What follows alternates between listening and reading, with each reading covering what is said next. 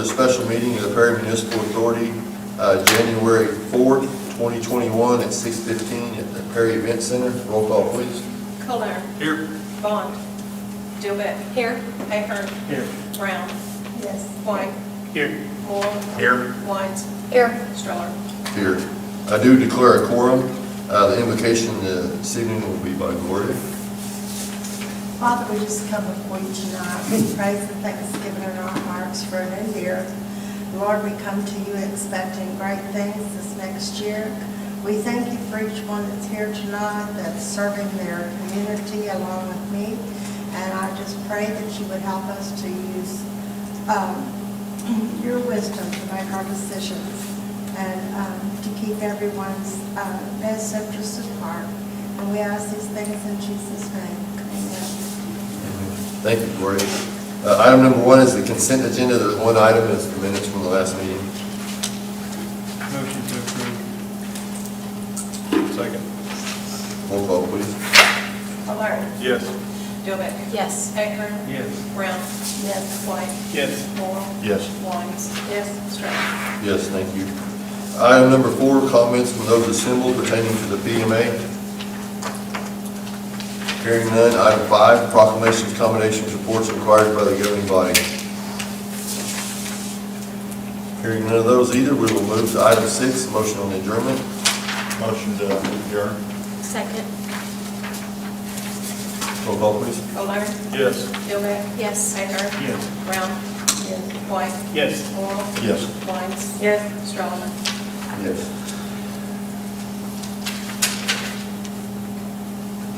I'd like to call over the special meeting of the City Council of the City of Prairie, January 4th, 2021, at the Prairie Event Center at 6:16. Roll call, please. Colner. Here. Bond. Dilbeck. Here. Ahern. Here.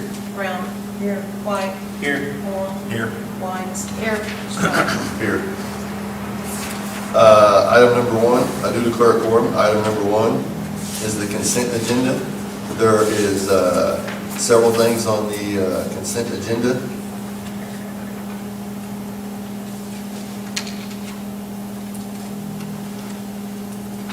Motion to approve consent agenda. Second. Roll call, please. Colner. Yes. Dilbeck. Yes. Ahern. Yes. Yes. Brown. White. Yes. Moore. Yes. Wines. Yes. Stroller. Yes. Item number 4, comments from those assembled pertaining to the items on the city agenda. Hearing none. Item 5, proclamations, commendations, reports, and cards by or to the governing body. I myself would like to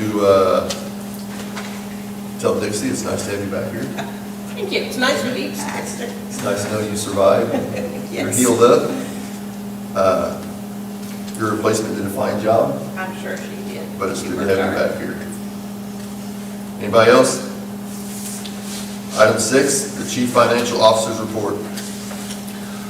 I don't know if we're making this a habit or not, but it seems like the last 2 second meetings, or at least November and December, I wasn't here, so now you're getting financials on the first of the month.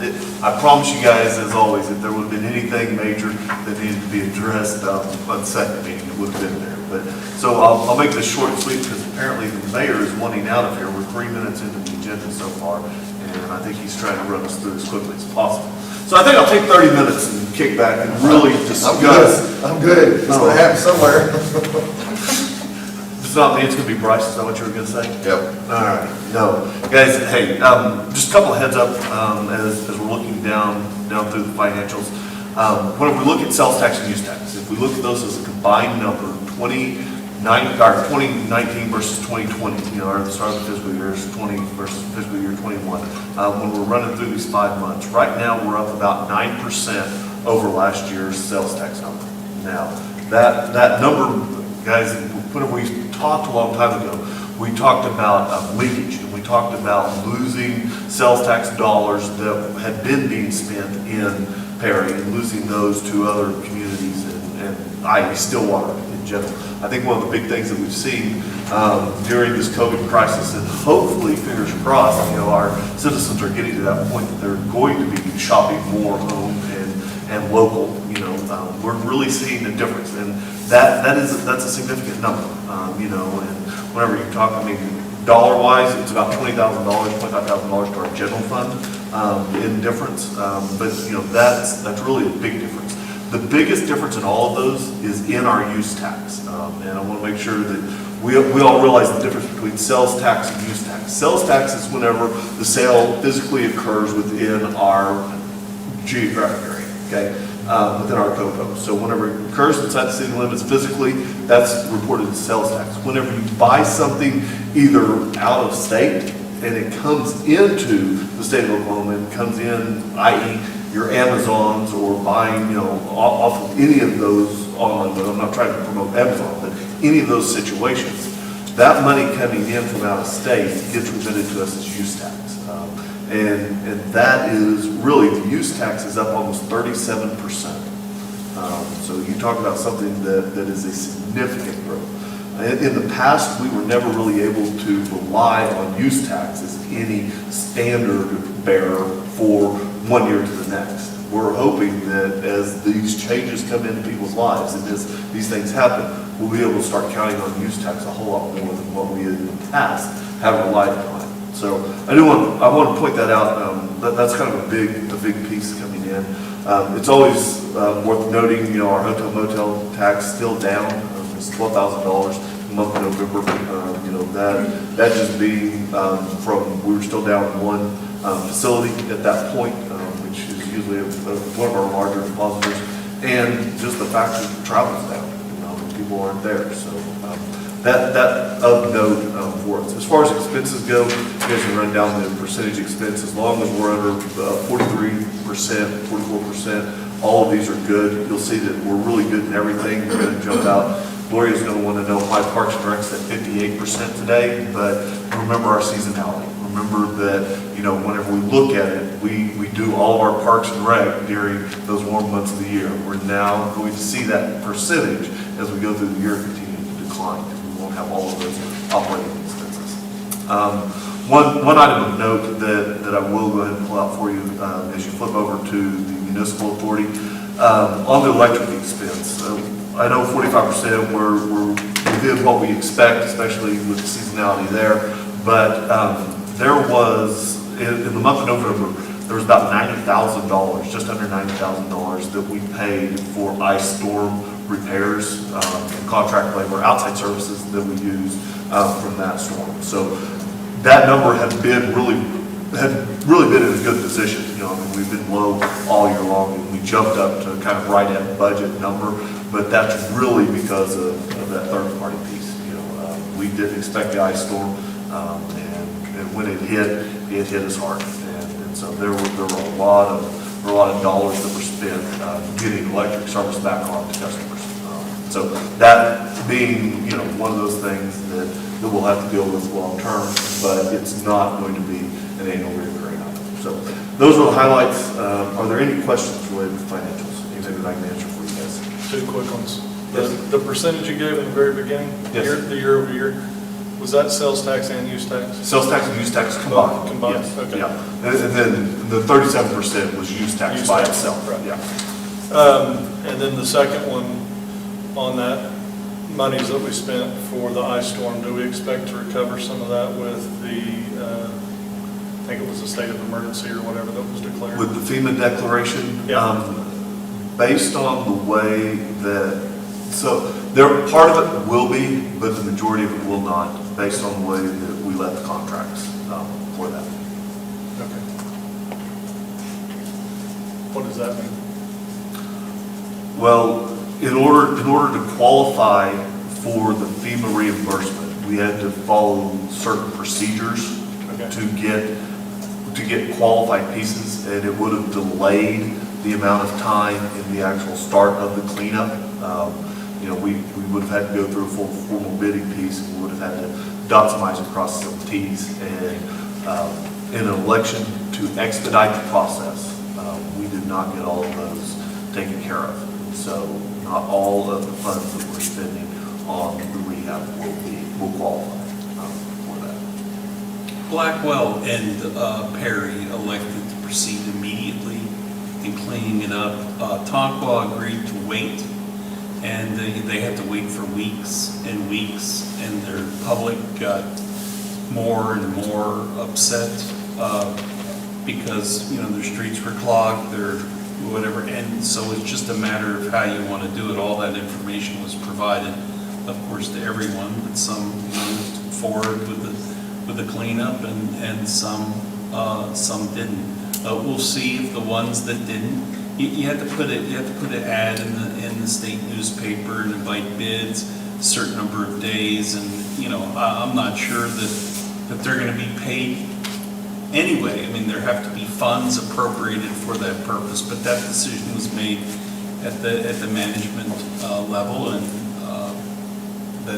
that's what occurred, correct, Larry? Yes, sir. Yeah. We did get bids. Probably not as formal as FEMA would like, but we did follow Oklahoma State regs in getting those. We got 3 for the most part.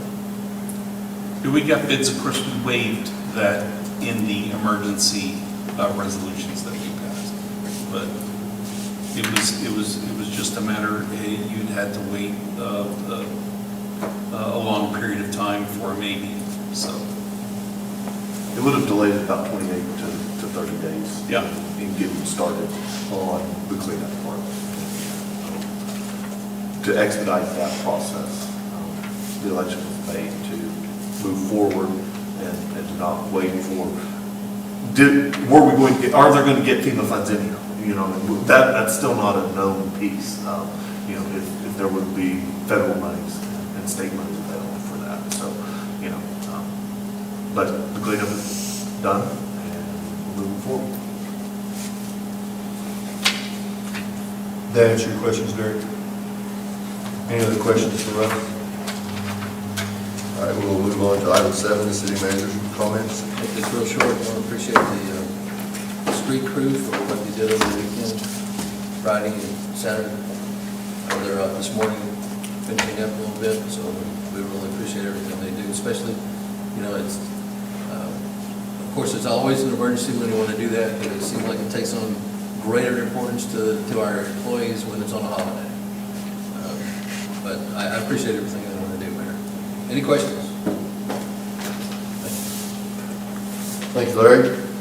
Item 8, consider approval of resolution number 2021-01 of the election proclamation of the City Council of the City of Prairie, Oklahoma, notifying the Secretary of Noble County Election Board that there will be a nonpartisan general municipal election for the election of certain elected officials on Tuesday, April 6, 2021, providing for the dates of the filing period for such general election, the offices to be filled at such nonpartisan general election, and qualifications for the offices.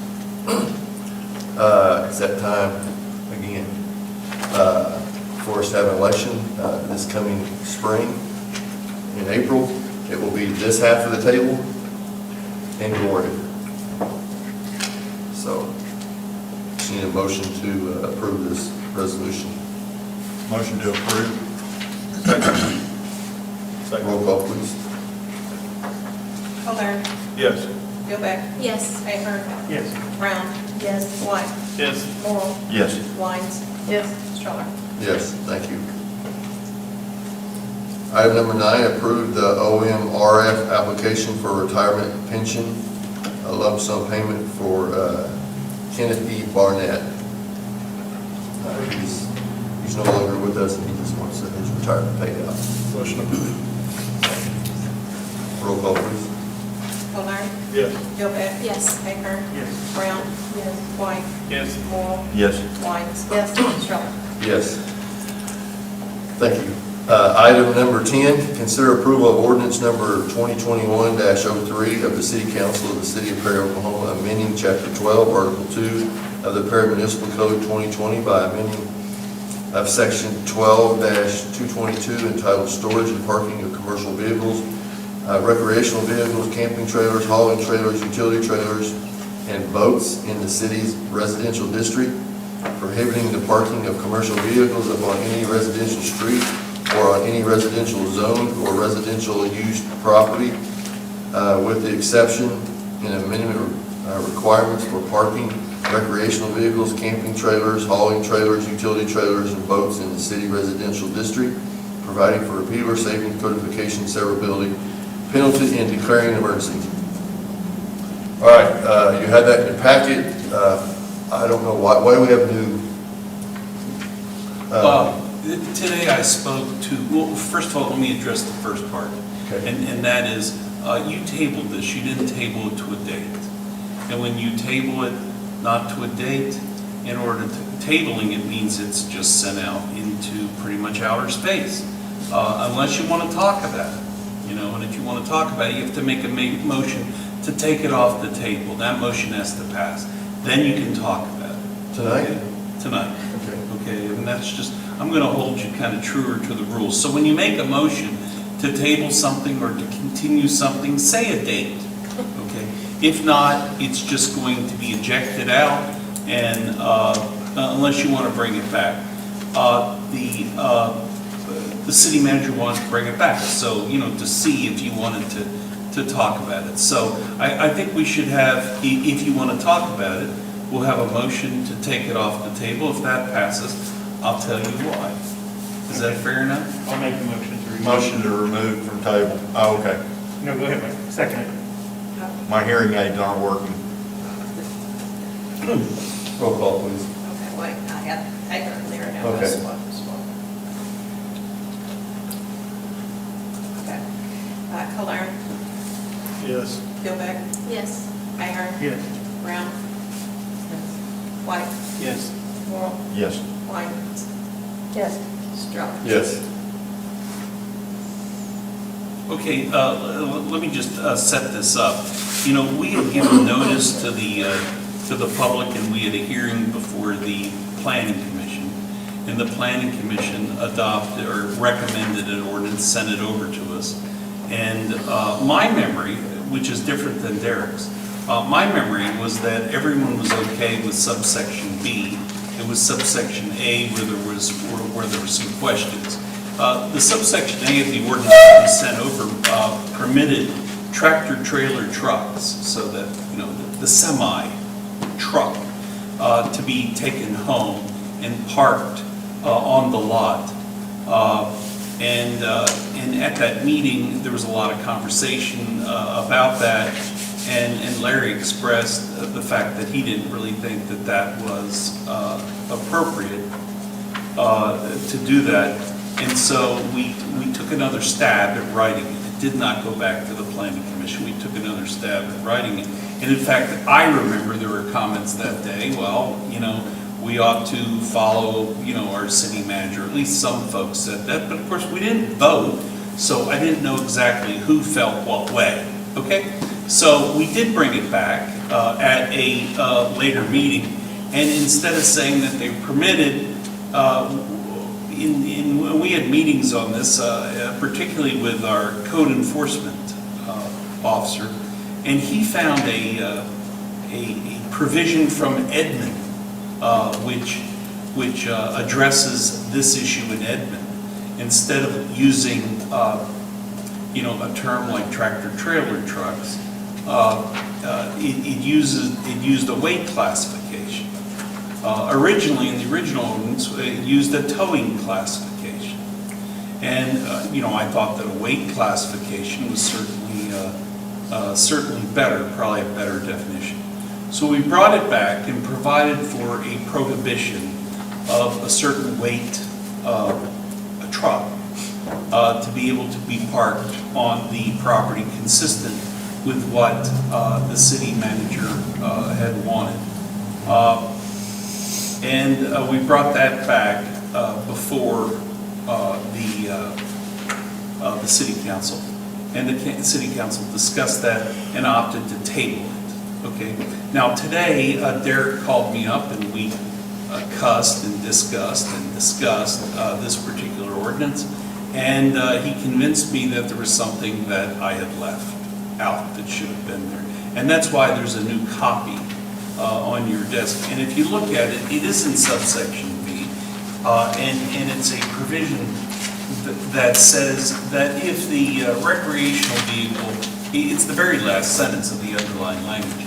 It says if the recreational vehicle, camping trailer, hauling trailer, utility trailer, or boat is essentially placed in or in an enclosed building or structure, then that doesn't count. Or, I mean, if you've got a closed building and you put any one of these things in that building, that isn't a takeaway from your building. Really, this ordinance was, the whole thing was weight on streets.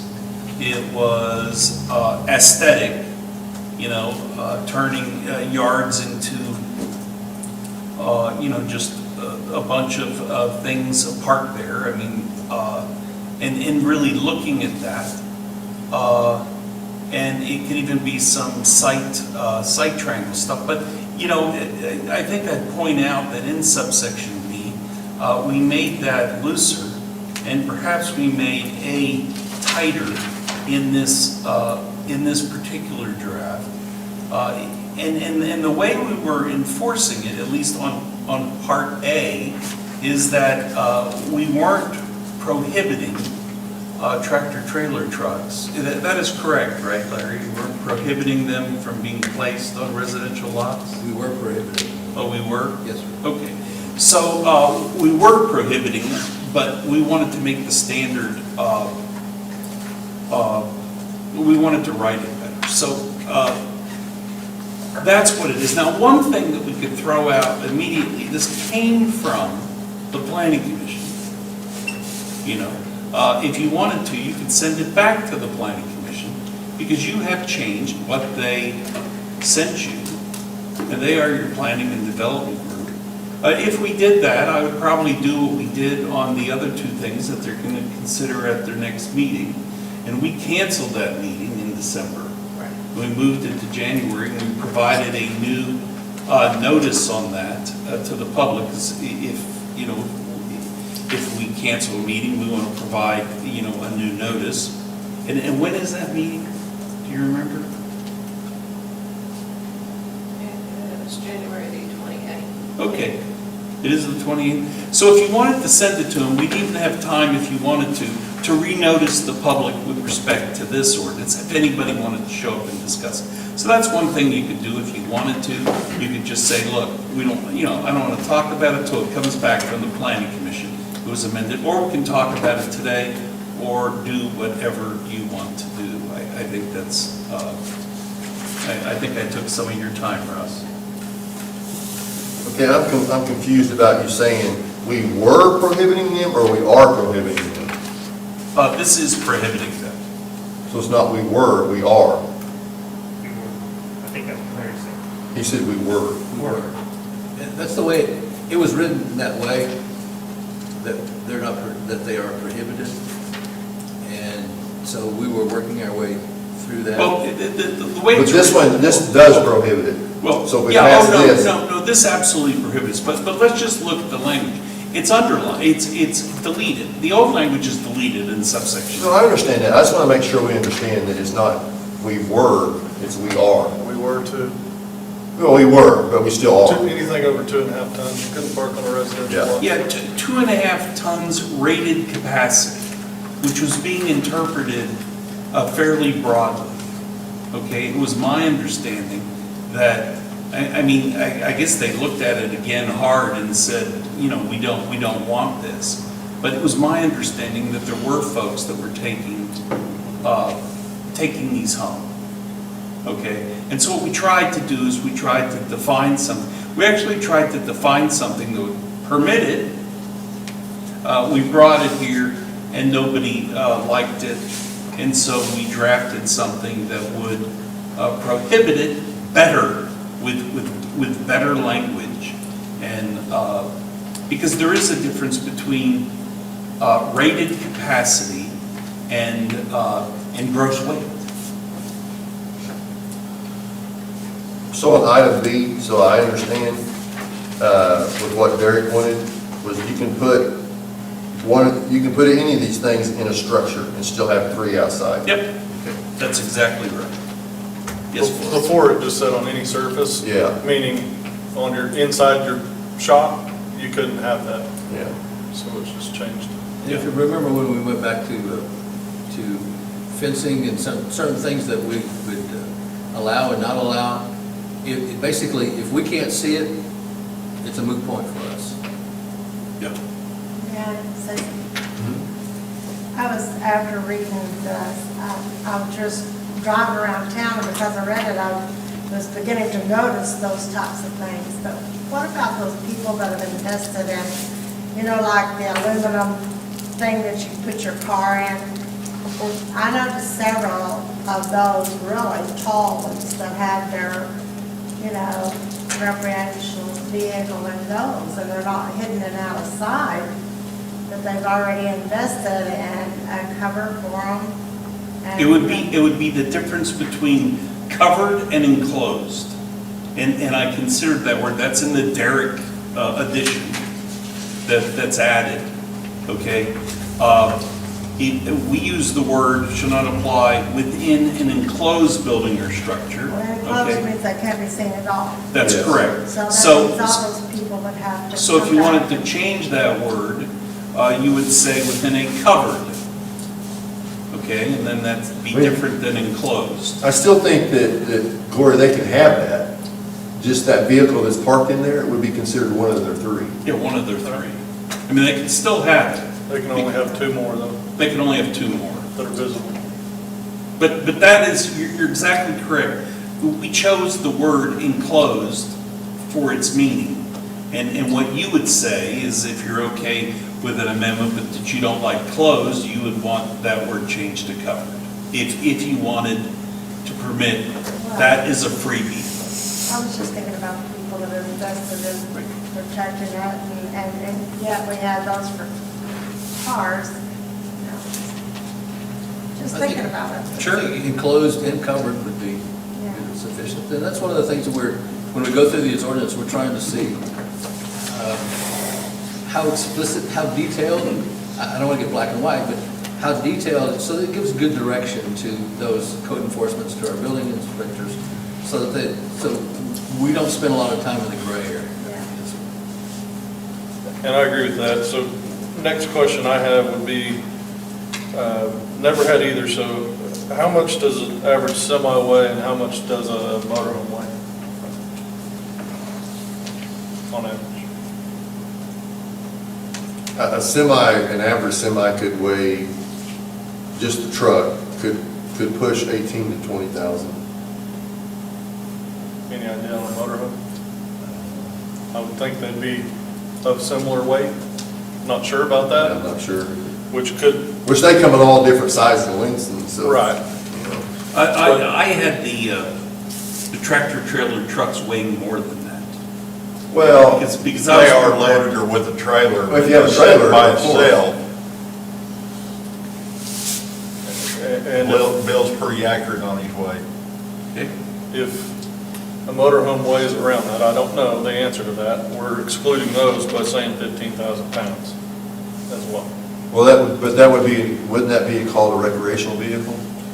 I would say so, but it says, well, I guess it's not old. Bryce, the way that's worded, vehicle in excess of 15,000 pounds, is that limited to a tractor trailer, a bus, a dump truck? Or The just a word vehicle? bus, maybe, I don't know. But I would call them a recreational vehicle, though. They would apply to B, not A.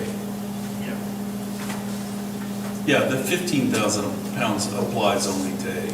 And it would apply to any tractor trailer bus, dump vehicle in excess of 15,000 pounds.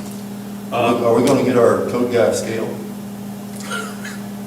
Well, I mean, this right here says RVs can run as light as 10,000, they can be as much as 40,000 for a 40-foot long class motorhome. That'd be like a motor coach type bus thing. Yeah.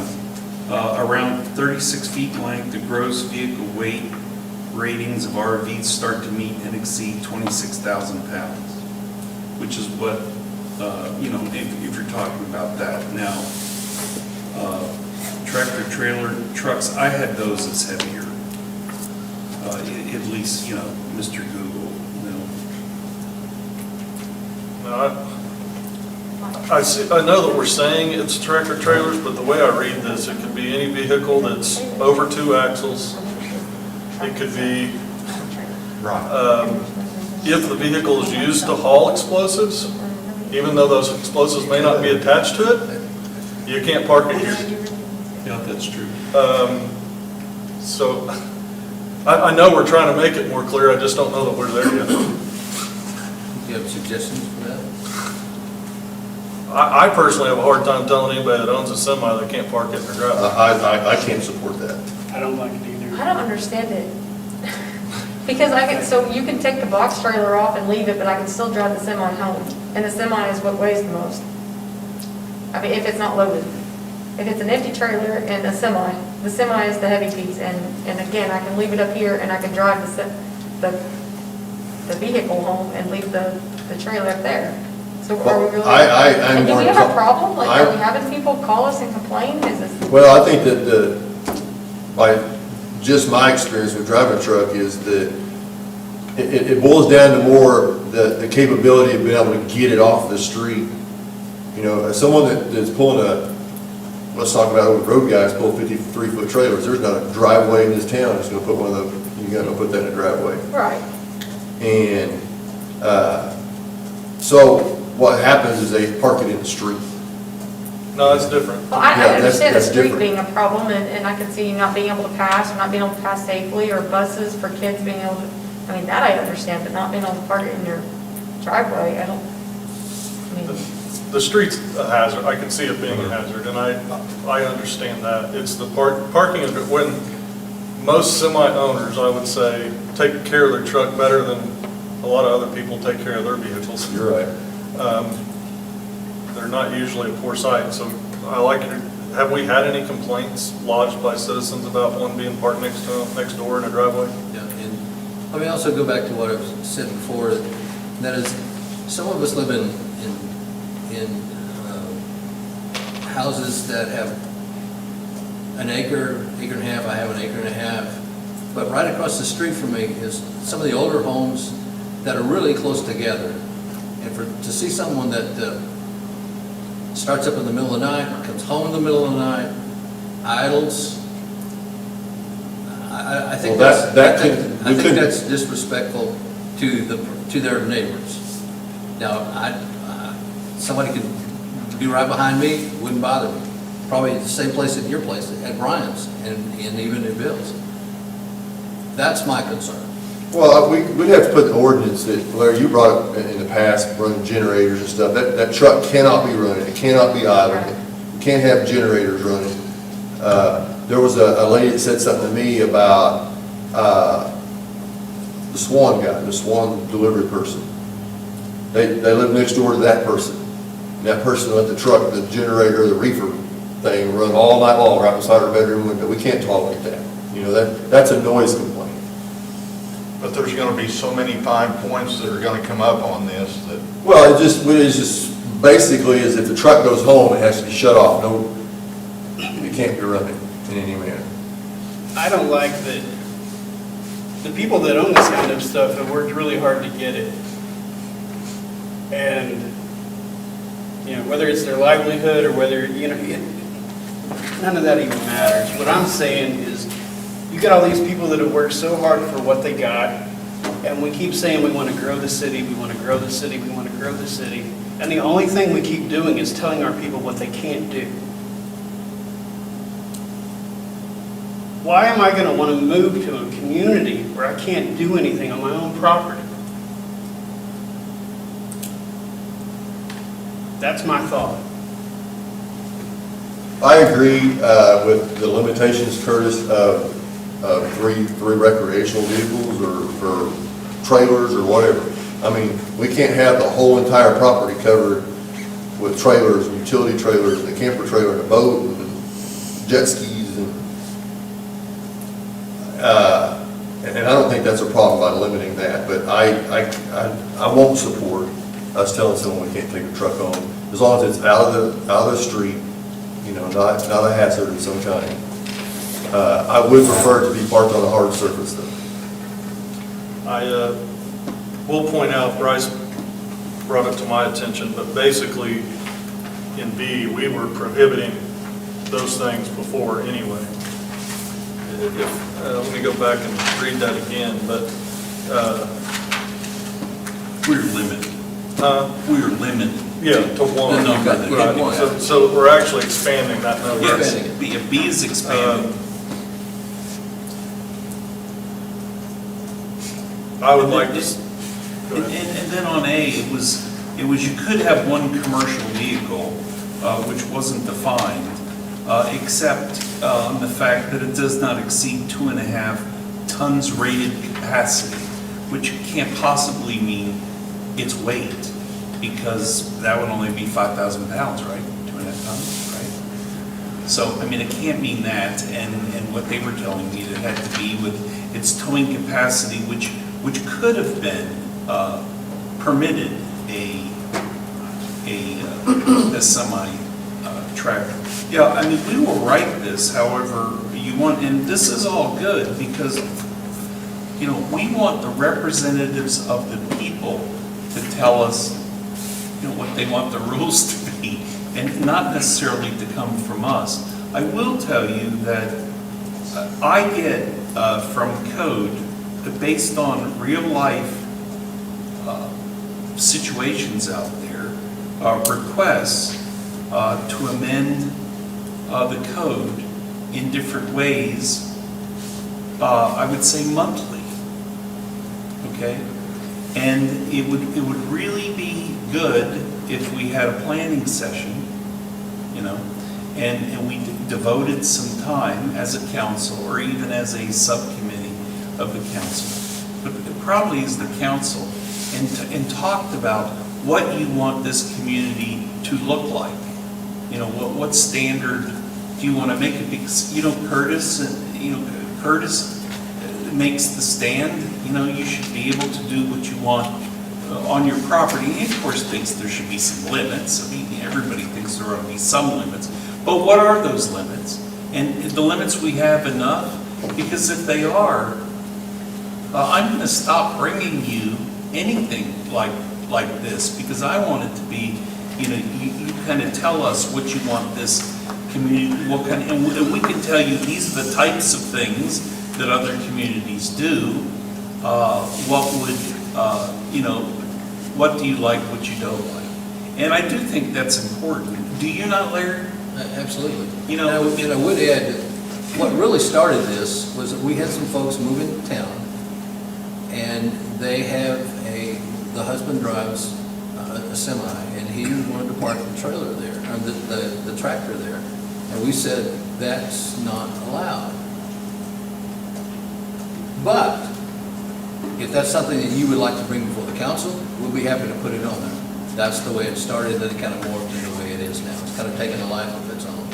So we would like to get some kind of resolution to this. If you want to say semi-tractors are fine, except on a hard surface, like Bill just mentioned, let's put this in there. but not let them idle, and, you know, Let's tie make this some up, provision in the streets. give us instructions, and let us get the, let's close it. Yeah. I got a question, Bryce, in item C. It says mobile home. Is that what we think is a mobile home? Is that like a? Yeah, it's just an additional provision that I didn't address. Okay, I didn't want someone thinking that was called a travel trailer or a No. motor home. No, and quite frankly, I will look and see if this is even the place where that should be. I didn't even look. Because we've had quite a lot of discussions about there's no such thing as really a mobile home anymore. Yeah, and we haven't taken those things. I'm going to take a look at that and see if that even needs to be in here, if it's covered somewhere else. 12-247 is the provisions for mobile manufactured and modular homes. And I have the utmost respect for our code guys. They have a tough job. And over the last period of time, I've got to know those two guys, and they do a really good job, I think. But it's not fair to compare Perry to Edmond. We're not Edmond. And just as a note, the city has gotten sued, and I don't think it's paper yet, but over a code enforcement issue. So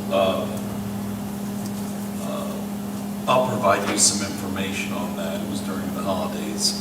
We have an insurance, we have insurance for it. They're hiring lawyers, so you don't have to. I got that kind of squared up, all that's happening. But it is on the basis of a code enforcement action, but it's probably an appropriate time. If we're going to talk about code enforcement time, probably an appropriate time to tell you, and I'll brief you on that. But that's squared away, and we've got that issue to handle. Okay, item 10. So you want to take that back, Bryce, and Yeah, I think I've heard what you'd like, and let us rework and bring it back. Does the idling, before we move on, does the idling portion belong more in nuisance? I'm sure there's something in nuisance around generators and sound, and does that belong there versus here? I would think it would belong here just for the fact that we're talking about the truck, you know. I mean, it doesn't have to be, I don't know. Well, if you put it in the definition of a semi, then somebody gets mad about a diesel truck, and then we don't, you know, whatever that is. Well, me, I love my diesel pickup is different than a semi.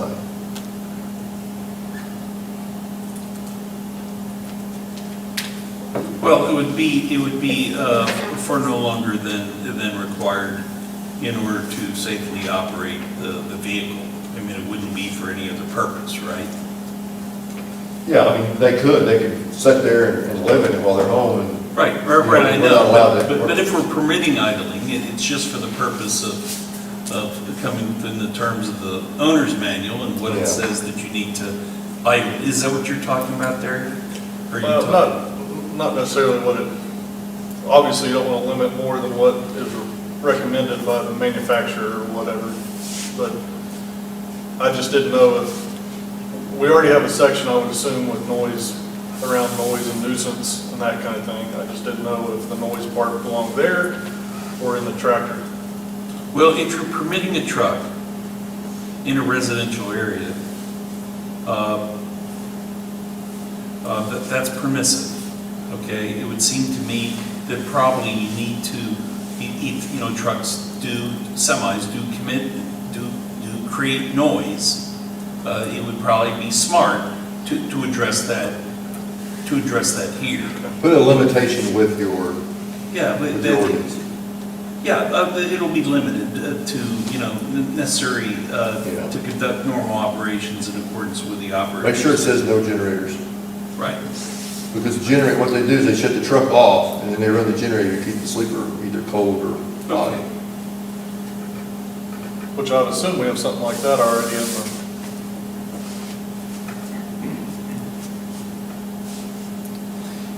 Only way you run a generator in this town is 1 inch ice on something. That's right. Do you want to table this until the next meeting? Yeah, we'll just continue this. If you want to make a motion to continue this to the next meeting, and we'll bring this back. I'll make that motion. Continue to the next city council meeting. Second. Bill, the only difference with that, when you hear a generator with an inch of ice on the ground, that's when you're jealous. It's when you hear that noise and you wish it was at your house. Not that generator. Roll call, please. Kohler. yes. Gilbert. Yes. Ahern. Yes. Brown. White. Yes. Oral. Yes. Wise. Yes. Stroller. Yes. Item number 11, consider approval of advertisement for bids for Ford 2020 or 2021 Ford Explorer Interceptors for the police department.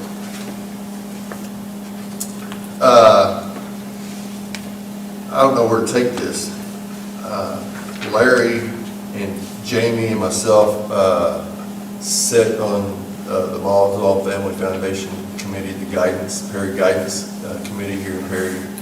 So we had kind of a little sub-meeting before this, and we've discussed the possibility of, we have $310,000 granted to us, that there's no allocations to that just at this point. they're requesting that we give them something worth $310,000 to buy. So a portion of that, we're talking about the possibility of applying for 2 police cars.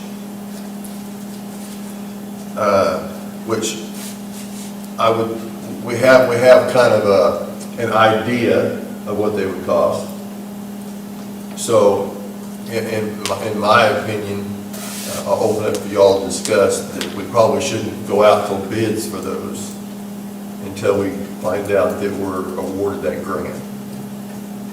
That's in my opinion. I mean, I don't know how soon they're talking about saying yes. Did they give you any ideas about that? I mean, I know the money's there, but it doesn't mean that tomorrow they're gonna say, Before the last day of the first month of the quarter, so January 31st, they will have either an up or down. One of the two. I don't like the idea, and I know that this is, it's some situations and circumstances, but I know that we've gone out for bids for things, and then we don't fulfill them. And then 6 months later, we ask that company again, can you give us another bid? And we don't fulfill that. And then 2 or 3, I mean, we're asking for bids 2 or 3 times, and the company's like, I'm not dealing with Prairie, you know? And I don't want to get into a scenario like that. Why are we bidding on these instead of state contract? My understanding is, that's probably Bryce's question, that if you accept the state contract, you have to buy from that dealership, right, Bryce? And if you don't buy from that dealership, then you have to have at least 3 bids? Well, I mean, quite frankly, you can waive, this is a local policy, okay? You're buying a vehicle, so that's your local ordinance.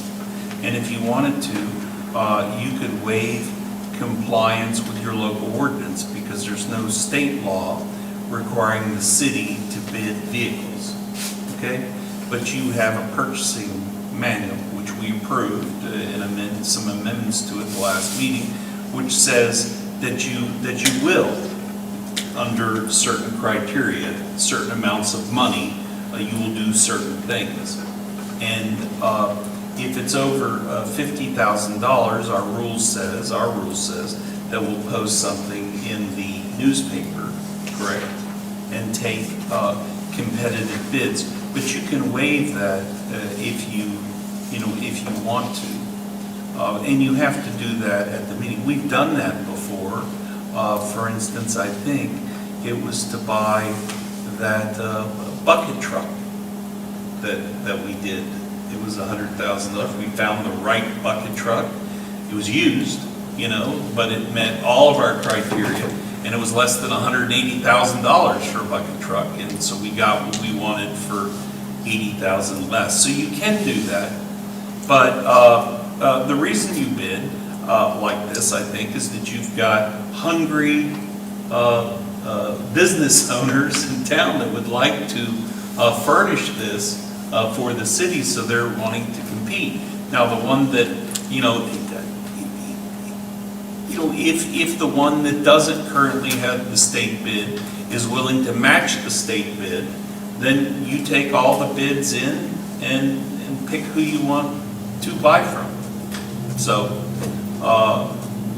you can waive it, or you could buy from the state purchaser, or to be fair to all the folks that sell cars in this town, and both dealerships have dealerships which offer Fords. The Ford dealership may not be here from Vance, it's down in Guthrie, but they are here.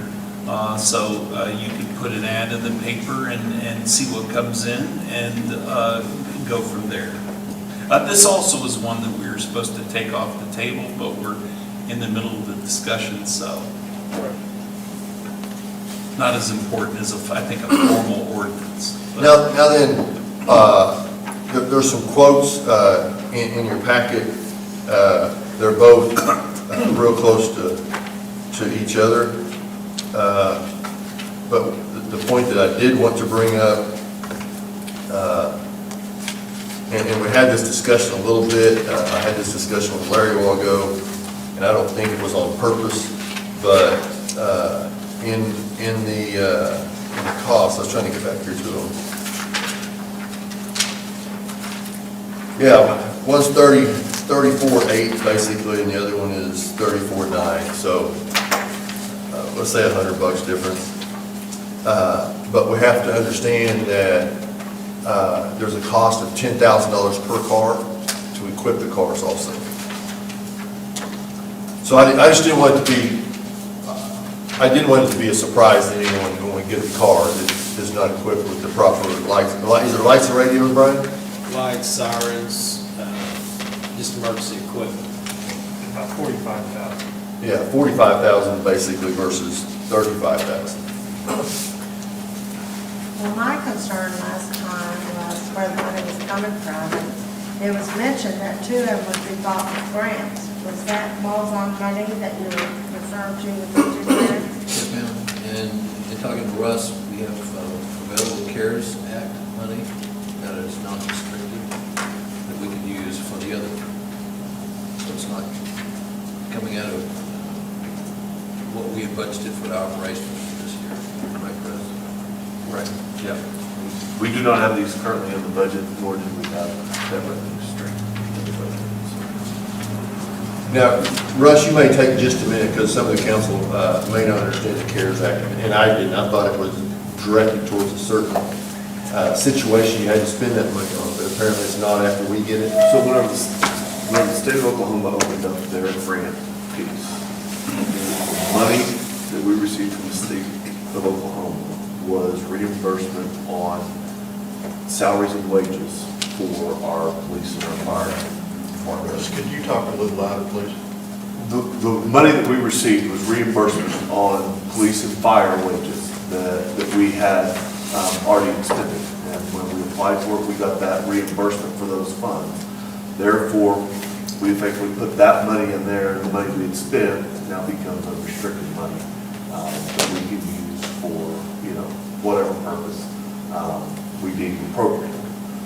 There's no longer the restriction on it, because we had spent the qualified funds and got reimbursement for those. We budgeted those in our budget, and a whole lot of other issues that go along with that. But if we got the money from the state, it was actually for us to spend as we saw fit at that point. So Russ, how much was that? About $273,000. And have we spent any of No. that? And does that money have to be spent in this fiscal year?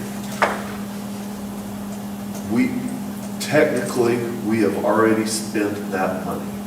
We spent it on salaries and wages as required by the grant. But whenever we spent that money on those salaries and wages, it freed us up a same dollar amount, $273,000 that was then unrestricted money for us to use as you all see fit. Now, we've talked about other things to use that money for in the past, if I recall. One of the main things that we talked about was very early on, was some remodeling and updating the city hall. Whenever the initial plan came out, and we didn't have all the rules and how the state was going to award it, and all of those pieces, we brought to you all a plan to do some rehab on City Hall in order to make it safer for those working in the front, and also give our customers potentially a drive-through lane in order to work. Last I remember, we were going to have some engineers look at that. I don't recall. We had, and it has not, as I understand, it has not gone out for bid yet. Last time, we're still waiting on these, Yeah. like last time. He's Yeah. been here a couple of times, he's provided some things, keeps revising. So The rush and the concern, we were originally looking at a timeline, and that timeline had a November 1 expiration date. So whenever other things came about, additional guidance from the state came, what we could do and how we could go about doing it, that November 1 deadline kind of lapsed and wasn't as imperative in doing the City Hall remodel part as what we had talked about. So, yes, that was the big thing that I had on the list for use of those CARES funds, because to me, that's probably, from a public standpoint and from an employee standpoint, probably the biggest exposure we have day in and day out. Not saying that the police and the fire, whenever they go out to their calls, but you talk about dealing with all the citizens of the community and the people that come in, trying to protect that city hall piece was in my mind, probably priority number one. So that's why we addressed it that way. But we don't know how much that's gonna be yet, because we don't have the information. We don't have an engineer's estimate, but we will have that by your next meeting. But what we have done is talked about $25,000 that was remodeled just the lobby. Is that enough? Too much? Don't really know yet, but it's certainly not as extensive as what we were talking about with this engineer. This is something that we could probably even do in-house, and certainly make it a lot safer for the folks. Sorry if I could. What I see at City Hall is two situations. What you guys are talking about, you know. And anyone that has spent any time down there would know that the restroom facilities in that place are horrid. And I think we need to upgrade our restroom facilities in that building. Because even if we said we're going to go build a new City Hall, it's going to be quite some time.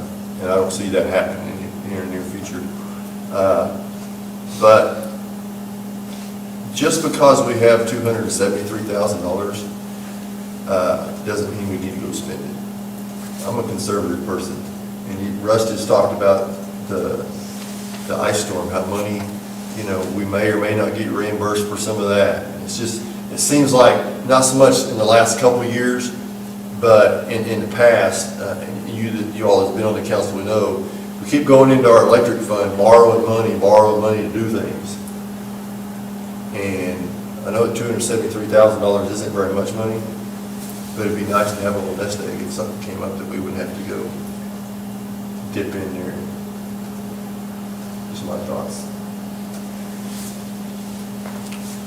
Yeah, that's why I'm in favor of, I think initially pursuing two by grant, put the other two on hold, get some feedback about City Hall, take a bigger picture and see if we do want to invest out of some of that 273, maybe not. Because I'm like you, that's why I asked that question about carryover. Is there a way to, you know, can you do that? Because we just don't know. I don't think we ever know, but in today's world, we really don't know how we're going to end up at the end of the year, or what can happen over the winter or whatever. And I would prefer to be conservative. So my preference is, let's get them a couple, if we can get them through a grant, let's get that part done. That should be kind of a semi-no-brainer, I think. Yeah. But And I'm not, Brian, I want you to know that I, as the mayor, am not saying you guys don't deserve vehicles, but you have to look at the fact that the fire department's got new ambulances, and Russell's got a fairly new truck, and they got a new emergency response vehicle, and you guys got 7 new cars not too far back, and these parks department and water department needs 2 trucks right now. They wrecked one, and the other one blew up, or some transmission or something, put a computer or something in it. And then the street departments, I mean, the wheels are about to fall off their vehicles. And I don't want the rest of our employees to think that Brian's a golden child, and he's not. He doesn't ask for that. But I'm just saying, we need to make sure some of our other departments are taken care of also. And that grant that we're talking about, we are talking about 2 vehicles in that grant also for the street department, wasn't it? Yes. So there were 2 trucks in there for the street department that we all saw during our planning process, and they desperately need there at that department. So any further discussion about the police, any recommendations? Where do we want to go from where we're at right now? so what do you need to take it back to the foundation? We don't need anything to take it to the foundation. For the 2? Yeah. Do you want me to make a motion on, that we would, my motion would be that we would Advertise seek, for bid. advertise for bid Yeah. for You want to advertise for bids before we find out we have the grant? Well, no, you can if you want to, if you wanted to, I've got a question on that. if you wanted to satisfy that. So, when we tell them we want this money, aren't they gonna wanna see what our bids are anyways? Well, I thought we had 2 bids in here. Are these not bids? Yeah, as far as I'm concerned, they are. Now, the one from Vance is for this calendar year, and he's mentioned that they will probably change. The bid that we have in your package for last calendar year, 2020, and he mentioned that there's a good chance that when we go to state bid, it will be higher for 2021. Okay, do you know, Brian, does he have a couple cars, or he's gonna go get them? I know that Seth Wally claims, or you may know, he has 4. But does 2020. Vance have any 2020s, or is he gonna have to get them? That I couldn't answer. If it's state bid, they go off a state bid. If we want them, they get them. But whether they've got them right there sitting at their lot, I don't know. I do think that Vance said that they could probably get it within a month or so, because we really started this back in April of 2020. COVID was just kicking off, and then I think it was 22 to 24 weeks for delivery, and then they shut the plant down so that Ford and GM could make masks and those kind of PPE things. But I think they're over that now, so that was our biggest concern back in April. Well, it sounds like to me we need to update bids then, so we have them. I just don't want to run into a scenario we've asked someone for bids 2 and 3 times. I don't want that either. That's our decision on whether we sit on our hands that long. Do what? I'm sorry. I said that that's up to us on how long we want to sit on our hands too. That's not the dealership's fault or problem. Is this something that we could table, for lack of a better word, until we find out whether we have money from the grant? Can we not just tell them that this is for a grant process? I mean, if they at least know that we're Are gonna you move talking forward. about If we have you're talking about the dealerships? Yeah, if we have a grant, we're gonna move forward. If the grant Well, doesn't come we- through, we're not moving We forward. can add a sentence to the advertisement that says that. Because I could see it being a catch-22 is the only reason why I said that. Right. Submit the bid, Exactly. If before we we have can see options, it's it. not like we have to say, today we gotta vote on 2, and then tomorrow. I don't want the dealership to get false expectations, but then I also don't want us to ask for money and not have something to show them. Yeah, Agreed. I don't want to look foolish. Well, here locally, can't we just tell them it's for a grant? Put that in the sentence and submit it. If it doesn't get approved, then they know the grant did come through, so we'll wait till next time. It's a good idea, Bryce. Yeah. The other point of discussion, even after bids come in, is how much we spend in getting them serviced out of town or in town versus what the cost is. Well, it could be a possibility that the bid would solve that problem too. I'm going by these numbers, but Yeah. The only thing I worry about if you go out for bids, what if like Johnson's about us is like $300 cheaper? We don't want to have to take our cars to Altus with the service to get done. Most Fords will recognize, but I think that's the reason I went out. I'm a shop local guy. I just talked to our 2 dealerships. We used to get cars out of Tulsa, and that was before Vance and all them could do state bids.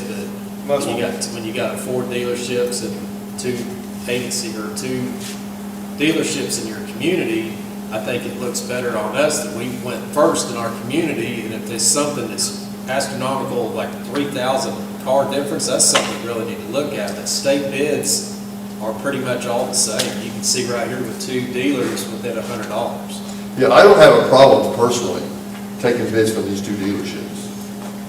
and that's where my comment was, Brian, was Yeah. I want to be able, if the car goes down, we can take it to either one of these garages and get it serviced. We don't have to drive, like, right now we're driving to Guthrie to get our Chargers, and it's been hectic at times, but It's just not economically feasible. it's not. That's That's what why I wanted to shop local, and that's the only reason I've just got 2 bids locally, and then, yeah, you can go out through the whole state, Bob Moore, whatever, but they're gonna be within one another, but you gotta look at what it's gonna take if we need service it's right here in your town, that's what I was looking at. That's what I was getting at as well. Yeah.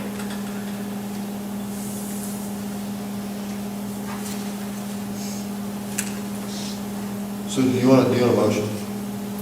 Well, the answer is we could do that. You know, it's just as long as it comes back and the council approves that process. In fact, if you approve that process right now, I think you could waive, and I think there's enough on the agenda. You would say that you want to solicit bids from the two local dealerships, that you're going to waive the competitive bidding ordinance to permit you to do that, because it's in the best interest of the community. And the reason for that is service should be local. And that you want added to You can tell he's an attorney, to the right? bid statement that the award is based on whether or not we get a grant. I think that, And if you've got that down, somebody wants to make I was that as a gonna say, can I motion. do I record that and play it back to you? just say so moved. Just say the Bryce motion, and it'll come out okay, if you like that one. Jamie? Say that again? What do I Just say the Bryce motion. The Bryce motion, I like that. Yeah. Second.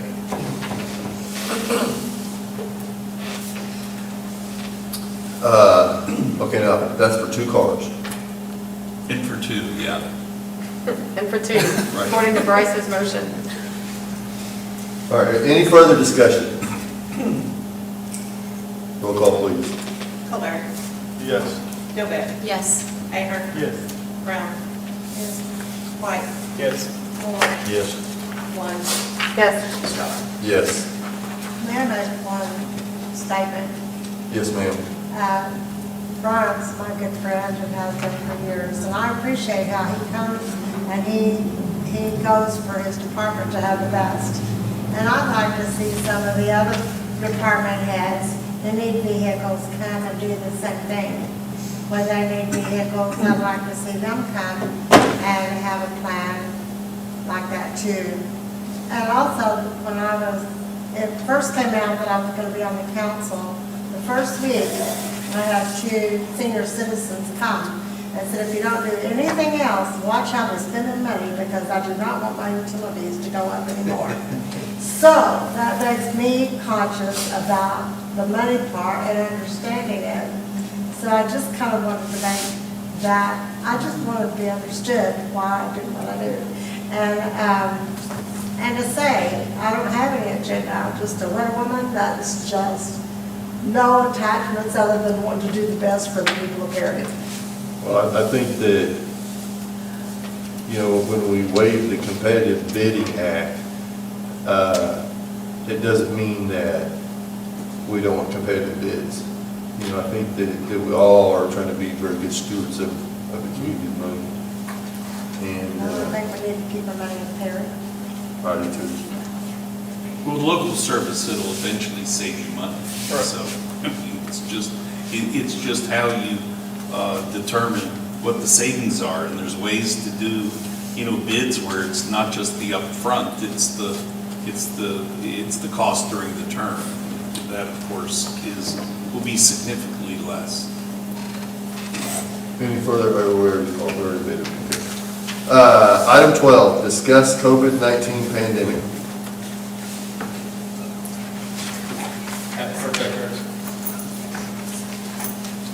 Thanks, Brian.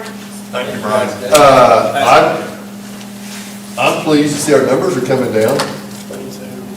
They're not where any of us would like to see them, but It's not 3. yeah, they're not triple digits. So, I do know that there are folks in Prairie that are taking the vaccine. I don't know anything about it. I had someone tell me they were driving to Altus today to get a shot. So maybe that's where they're giving free shots in Altus, I don't know. Well, after having it for over 2 weeks, I'll tell you what, I'll take the shot when it gets here. And I didn't think I would, but man, I don't want that again. Anything else? Seeing none, item 13, motion on adjournment. Motion to adjourn. Second. Roll call, please. Colbert, Yes. Gilbeck, Yes. Ahern, Yes. Brown, Yes. White, Moore, Yes. White, Yes.